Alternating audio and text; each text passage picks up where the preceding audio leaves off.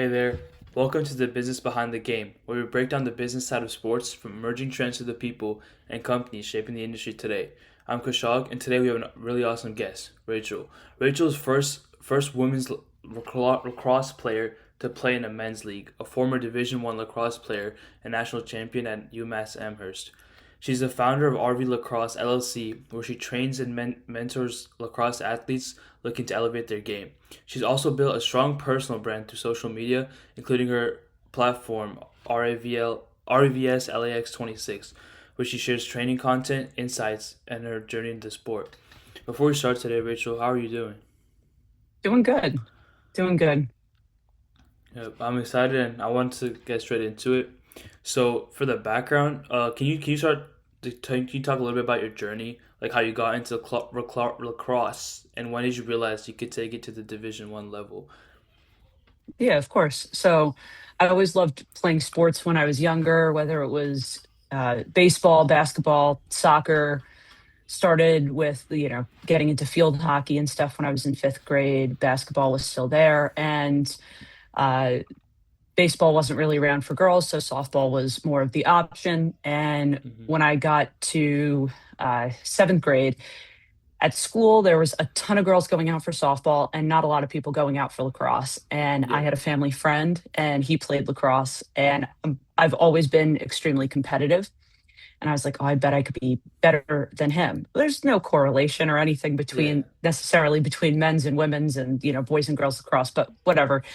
And so I decided to go and play lacrosse. And I couldn't catch mm, and throw at all when I first started. And I asked my coach when we were doing line drills, we were just passing and catching. And I said, I need a bigger stick. Where can I get one? And they were like, well, you could be the goalie. And I was like, okay, as long as the yeah, stick's bigger, that sounds great. So yeah. that's how it all kind of began. I was not the best player at all when I started. And I think that's pretty much with a lot of the things that I start, like when I start to do things or anything like that, I'm not necessarily the best, but I work really, really hard. And that's the big determining factor and like differentiator for me would be my work ethic and my perseverance through setbacks. So even before that and just in general when I was younger I was told for health reasons that I shouldn't really play contact sports and Hmm. I decided to go and do it anyway. Um, Obviously always listen to your doctors and things. Yeah, I defied it a little bit, but yeah. going through all that, it was that's kind of how I got started. So Yeah, yeah, that's a really inspiring journey. I love how you mentioned that you're working hard too. I think that's a great mentality to have, and developing it from a young age is huge as well. You also played at the Division One level, and not only that, you won a national championship. And this is like something only many people can dream of. Can you describe how that experience was and like the feeling of finally winning that championship? yeah, so we won a bunch of championships and things at UMass. National championship was not one of them, but I am a statistical champion in terms of the NCAA and some of my goalie stats. So I believe Mm, it was for save percentage. mm, I always wanted to win a national championship. That was the big thing, and I always yeah, would tell my teammates and coaches and just anybody I would trade all of the personal accolades that I have. Uh, and not to brag or be boastful, I'm trying to get better at these things, but I have had a lot of success in yeah, terms of my time at UMass, my time with Team USA, or playing professional men's box lacrosse. And I would have traded it all to be able to win one national championship. So, um, but still working towards your goals and setting the bar extremely high is something that I'm mm, really grateful for. I wanted to win four national championships. I wanted to win four Tewaaraton awards, which is the award for the best lacrosse player essentially in the sport at the college level. And I didn't get any of those things, but in turn, what I got was some extremely high levels in terms of my stats. I'm an NCAA statistical champion. I was runner up one of my other years in terms of stats and things like that. And I hold records at the NCAA level, the A10 conference level, and at the school level as well. So I just think the most important thing is only a few people walk away with winning a national championship, but Yeah. being able to set goals for yourself and work towards those and always having dreams, I think is something that's so huge. So Yeah, yeah, for sure. And I also wanted to go back to your point of you playing men's box lacrosse. That's and you were the first woman to ever do that. So can you speak a little bit on that experience and how you got there? absolutely, yeah. It's an interesting story. I There was a woman that did it 20 years prior to me breaking through, which was really Hmm. cool. And I don't know if social media is like a big part of it or anything like that, but Yeah. to me, the break in time between when Ginny did it and when I did it is just massive. I think the biggest thing for me looking at it is I've been a college coach for the last 10 years, excuse me. And at one of my stops, I was at Fresno State, and we had a Canadian on the team. And box lacrosse is very much a Canadian version of the sport. Hmm. And the head coach ordered box goalie gear and was like, well, it'll make everybody better shooters. We're going to finish better. We're going to have more goals. This is the perfect thing to do. And Rachel, we're just going to throw you in the net. Yeah. And I loved it. I Yeah. think she thought it was more of a punishment, and I took it and I spun it as like, well, I always wanted to play box, but there's never any opportunities Yeah. in the US to do it. My mom looked when I was younger. My Sweet 16 was going to a New York Titans game. That was a team in the NLL. They're now defunct. They've been out for years. Hmm. And my mom looked and was like, I'm not driving her up to Canada. She's Yeah. like, sorry, Rach, it's not happening. So Yeah. I had the ability to do that at Fresno State and as a college assistant coach at the D1 level. And we just did it for practices and essentially like the crash test dummy Hmm. for the team, which was totally fine. I ended up coming back home, drove cross country, and on that trip, I decided I was like, well, I'm going to go buy goalie gear and then I'm going to find a league to play in. I'm not sure Yeah. why my brain decided let's spend the 3 grand on the goalie gear for box Yeah. and then go find the league, but I did it reversed. And I reached out, I asked my friend Google, box lacrosse leagues near me. And the closest one was 3.5 to 4 hours away. And I was like, well, that's perfect. That'll get me in the door. Yeah. And so that's how I started. And it was in the Boston Box Lacrosse League. I've had a bunch of tryouts with the NLL, and the National Lacrosse League. I was the first woman ever invited to an NLL combine, which was a really cool experience.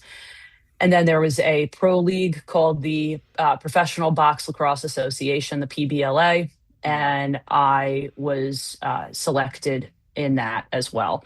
And then there was a league in Canada prior to that I was in as well, the Arena Lacrosse League.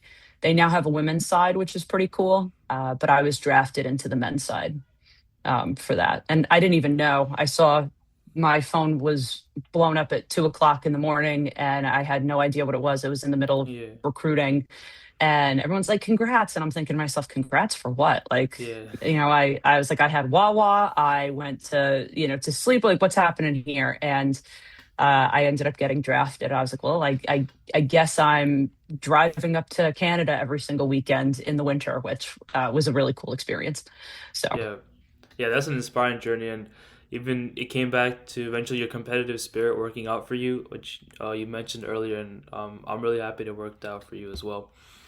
And you also mentioned you were like you're coaching at the D1 level. You've also started an LLC. After finishing your career as a player, like what made you want to stay in the sport?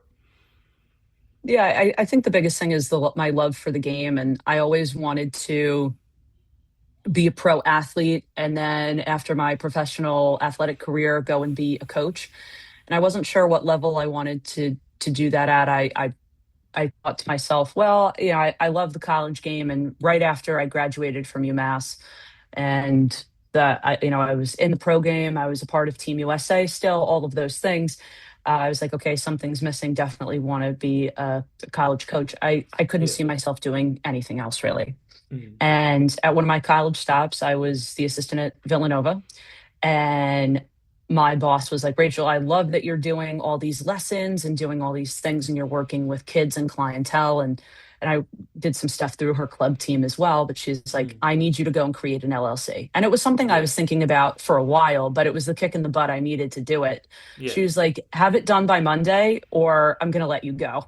And I was like, seriously? Yeah. And she's like, yep, have it done. She's like, I want to see it. And so all of that stuff came into play. I showed her all the paperwork and she's like, well, what'd you call it? And I was like, Rachel Vallarelli Lacrosse LLC, because I couldn't think of anything else. So Yeah. now I've shortened it to RV Lacrosse. I think it's a little bit cooler and Yeah. it catches a little bit more. It's a little more catchy. So, but that's how it started. And I've always been good with developing developing athletes and just really connecting with different kinds of people, whether it's younger kids or people Mm. that are older. I really enjoy getting to know people and figure out what makes them tick. And so being able to run my own business where I can make it kind of whatever I want it to be has really worked out in the long run. Yeah, I've seen a lot of athletes who sometimes transition into other areas of business because I mean, being an athlete is not something you can do all your life long, and you still need a source of income later on. And I'm glad you still found a way to stick with your sport. You just mentioned about RV Lacrosse and basically how you guys are focused on developing players and doing skill training and stuff. I want to shift more towards your role. What is a role? What does your role look like in like the founder of RV Lacrosse, and how does it work on a day to day basis? Yeah, that's a really good question. I think being an entrepreneur, everything, it's not a 9 to 5. And I think it Yeah, throws a lot of people off where they'll ask, "Oh, Rachel, what do you do for a living?" And the easiest thing that I can say is I do a lot of things. I wear a yeah, lot of different hats. yeah. I'm a college coach, I'm a club lacrosse director, I run my own business. I also do photography and stuff like that as well. And I'm going back to grad school again to go and be a PE teacher, eventually an athletic director, that kind of stuff. I do Hmm. a bunch of different things. And I think, on in terms of a day to day, everything changes, and realizing that you always have to be learning is something that is really huge. And that was Yeah, definitely not proper English, but making sure that you realize, okay, there's better ways to do things, more, I don't know, more advanced, quicker, et cetera. At the end of the day, a lot of the stuff for me, I'm the sole person behind the business. Sometimes I'll hire coaches to come in and help me with clinics or camps and things like hmm, that. But other than that, it's answering emails, reaching out to clients, doing, social media outreach, which I'm not the biggest fan of. hmm. Just because I want the product to speak for itself, Yeah, and I'm the kind of coach that I'm not going to be behind my phone taking videos of my clients, right, my athletes, when I should just be giving them feedback on how they can get better.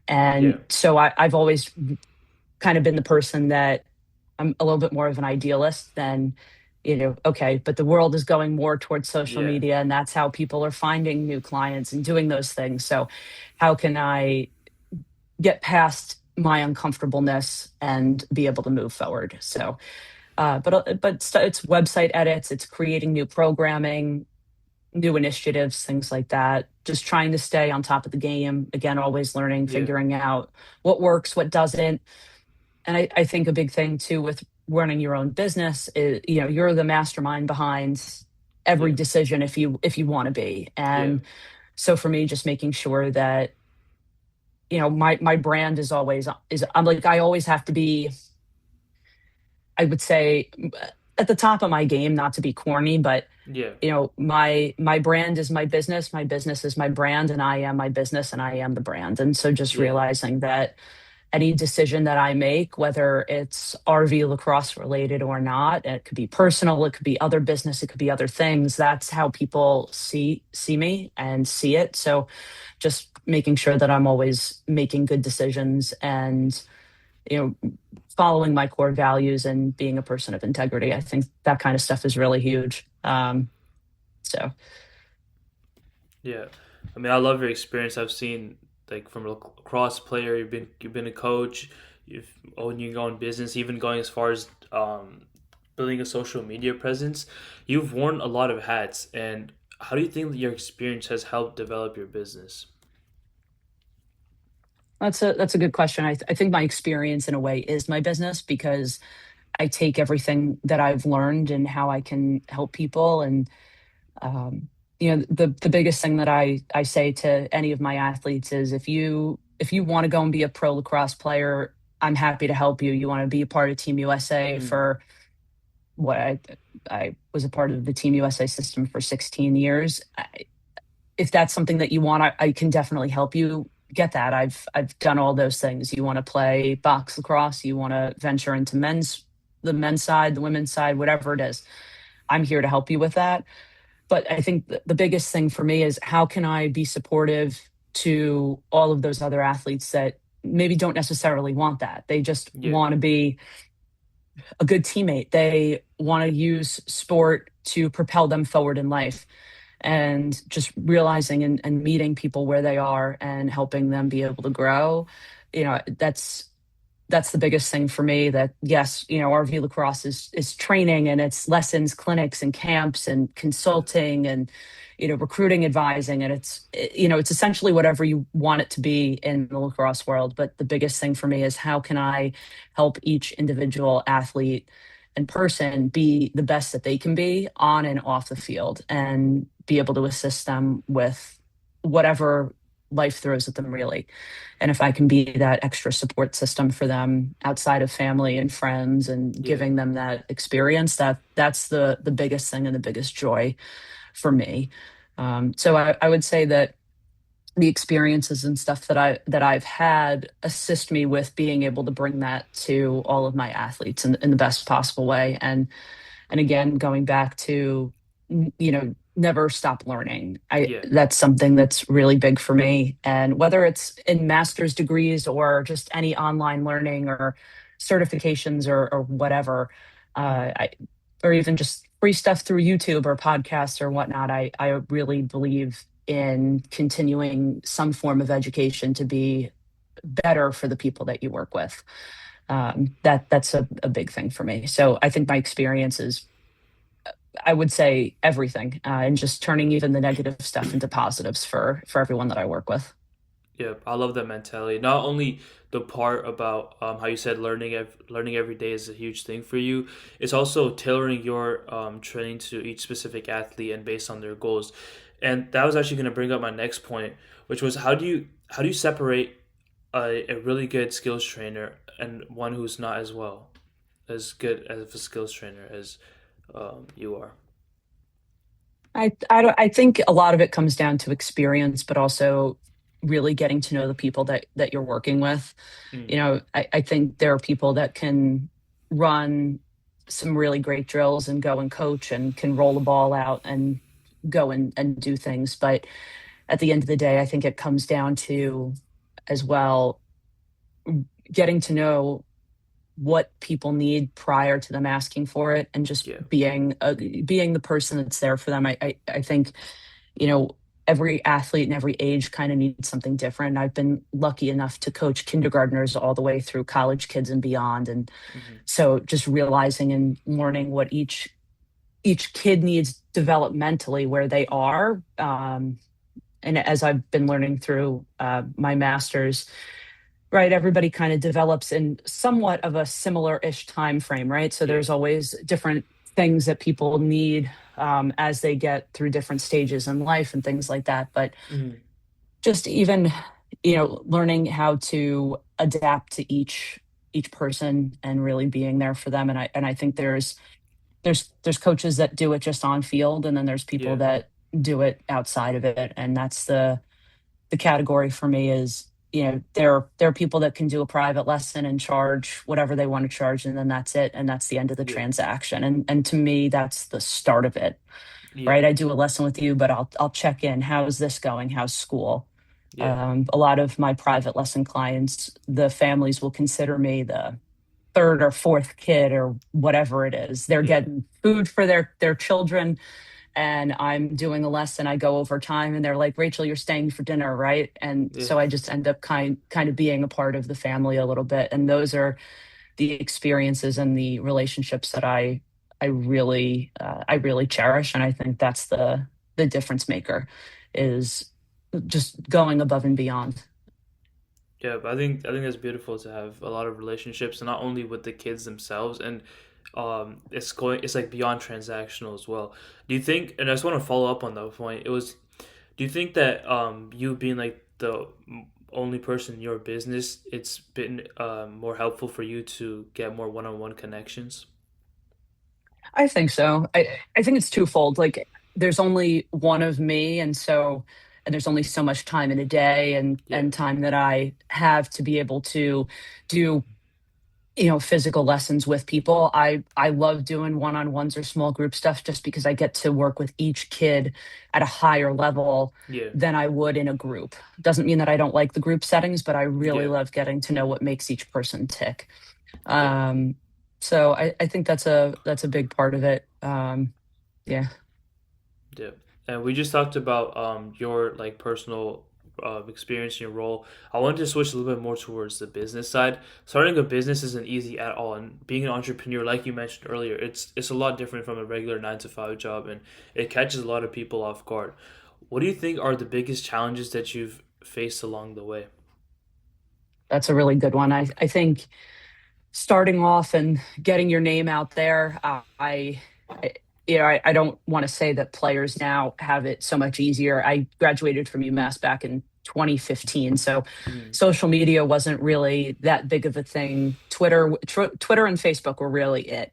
yeah, Instagram wasn't really a big thing. It was around, but it wasn't huge. So I would say just word of mouth and coaching, and that, I would say that's still how I get most of my business anyway, is word of mouth, because I don't really I post minimally on social media, hmm, but a lot of it is more word of mouth driven, and things like that. So I would say that, because I don't have other people that are, essentially helping me out with it, and I'm just kind of the one person show, trying to find time to be able to do all of the things that you want hmm, to do. You have to realize what the priorities are, and realize that the person in front of you and is the priority, and then the next client, and going from there. So I would say that that's some of the stuff that's harder. Realizing that, for me, I love being able to figure out new things yeah, and to get better at certain things. COVID was, as sad as that time was, it was super helpful for my business, which sounds almost counterproductive, yeah, because I went from having a ton of clients, and I still had the clients at the end of the day, but to doing a ton of lessons to doing nothing yeah, in a day or two. It was crazy. And so once I realized that this was going to be the way life was going to be till they said otherwise, I was like, okay, what are some bucket list, wish list items and things that I want to do for the business? I need a hmm, website. And yeah, so I spent 2 years, I spent the time of COVID building out a website, getting all that done, right? Hiring people to assist me going through all that, hmm, figuring out, any certifications, things that I can do, any coaching workshops, things that I could do virtually that would give me a leg up, and make me better in the downtime and stuff that I had. And I was just hmm, trying to essentially make ends meet, and then realize that it would catapult me once COVID ended out in front. And so just focusing on that kind of stuff. But I would say being able to wear a lot of hats, it's not for everybody. yeah, The entrepreneurial spirit is not, it's not necessarily for everyone. It's something I really enjoy. I joke with people, they're like, oh, you don't work a 9 to 5, and I said, no, I work a 24/7, 365. that's yeah, that's that's what I do.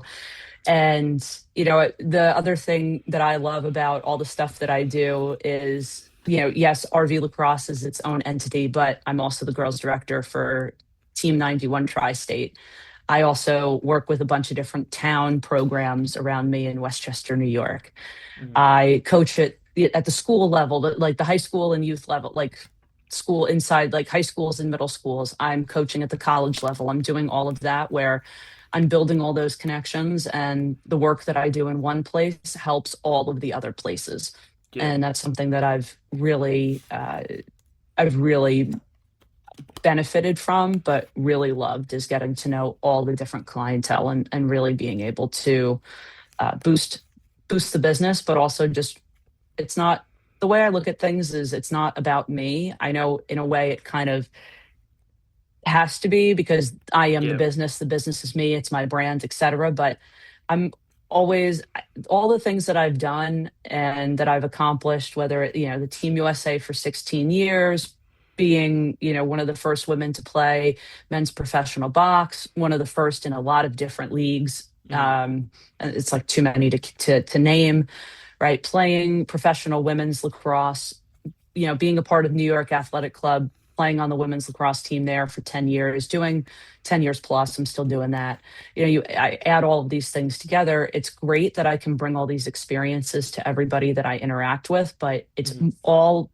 it doesn't mean anything if I can't translate that to being the best that I can be and Yeah. continue to be for all the people that I work with. And so just realizing that you have to constantly evolve and grow and change, and that is more work than just, okay, here's a website, here's a business, go out and do lessons or, run a clinic. I think anybody can kind of go run a clinic, but how can you make it engaging and memorable past Yeah. just the allotted time, about going above and beyond. And Mm. it takes a lot of work, but it's something that I'm really proud of. Yeah, I think that was very insightful.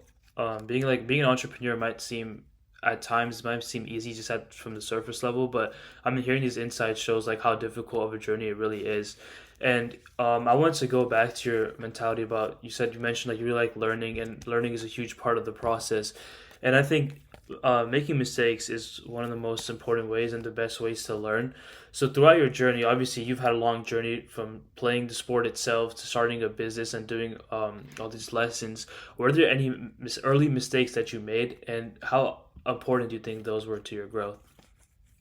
Oh, definitely. I mean, stuff as simple as I was very, in a way, almost anti-technology in the beginning. I was like, I don't Yeah, need Google Calendar. yeah, It's kind of a semi-funny story. And I would sit there for hours with a printed calendar trying to realize how I could get from different towns that were 30 minutes apart and make all these lessons work in a day. And I'm like, I'm wasting my time doing this. I can spend more time in other areas. And yeah, you don't know that until you're doing it, right? yeah, So just being able to ask for advice, and even, you know I'm very much in the mindset of running your own race. Running mm, is not my forte, but really just more for the statement of like, okay, you don't have to be obsessed with what your competitors are doing or things like that. But mm, I think there's a lot you can learn from the people that are doing the same things that you are in the yeah, same time frame, right? But also people that have done it before you. So reaching out to your resources and things like that, and yeah, finding all that information out is really helpful. But I mean, I think the biggest thing is the mentality that you have. Everyone makes yeah, mistakes, right? We're all yeah, human. Nobody's perfect, but how can you bounce back after failure, and how quickly, and I would see it more as like opportunity areas, right? And areas for growth. How do you bounce back after you've hit a little bit of a setback, right? yeah, And being able to reach out for help and find people that can assist you in the process. I think that's a big thing. I was probably more hard-headed when I was younger. Well, actually, not probably. I know that I was, yeah, and my mom can definitely attest to that. But yeah, I've grown a lot, and I'm really proud of that. And just yeah, realizing like, okay, I can't do everything on my own, yeah, even if I try. Who can I reach out to help, and be grateful for those experiences and things like that. So yes, I do it, on my own in a sense that, yeah, I'm the lady behind the business, and it's my thing. But at the end of the day, there's a lot of people that have given me assistance, and help and guidance throughout the process. So yeah. I think that's definitely a good mentality to have, especially having an ego, can be really detrimental, and just like not listening to what others say, especially those who've done it before you. And that's a big part of me doing this podcast is getting my foot in the door in the sports business world. And if I just take everybody who I get on the podcast and I don't take their advice, then there's really no point of me doing this podcast at all. So I'm really glad that you can share your insights about that as well. And my and I we just focused on your journey, and I wanted to go a little bit into the future. So you've achieved a lot over the years, as both in business and as a player, what do you look forward to achieving in the future, and what do you want to build with RV Lacrosse? I think that's a really good question. I was thinking about this the other day, and how can I build on the things that I've already done, or where do I want to go? And I think at the end of the day, I want to be able to go and make an impact, a positive impact, and Hmm. to really make a difference. And I think for me, RV lacrosse has been the thing that I've done in the past, and the thing now, and the thing in the future that will assist me in doing that. But I Yeah. think there's some other avenues and things that I can dive into to continue to go and make a Hmm. difference, whether it's sports or other avenues in life. I want to be able to share my story in a way that'll be able to assist other people and help them grow. Um, Whether it's, from when I was younger and medically I was told not to play contact sports. I Yeah. have a disease called polycystic kidney disease. So my kidneys are a lot bigger and they have a lot of cysts and stuff all over them. Hmm. And so in order to protect them, doctors were like, don't go and play contact sports. But all the contact sports I played, or the positions that I was in, I was never in a spot that my kidneys would be getting damaged. So I was Yeah. very lucky in terms of those things. But being able to take all my different experiences and to be able to help people move forward, that's something that I'm really excited about. And I don't know what the future holds. I mean, none of us do Yeah. unless someone Yeah. has a crystal ball, but Yeah.